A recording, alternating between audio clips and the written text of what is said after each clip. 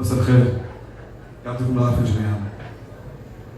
قبل سنة من اليوم كنت على وشك إني أتوقف عن كل شيء بعمله، بس قبل لحظة الاستسلام بشعرة طلعت لي مقولة بتحكي إنه لو بدك تنجح ورط نفسك. ففعلا أنا ما كذبت خبر وورطت نفسي، وطلعت على الميديا وطلعت على الإعلام وحكيت إنه وعدت جمهوري إنه 2025 تكون سنة الأخرس، والحمد لله زبطت.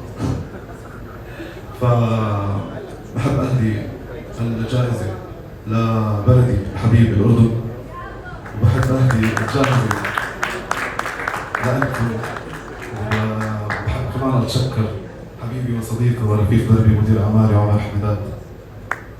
شكرا لكم جميعا،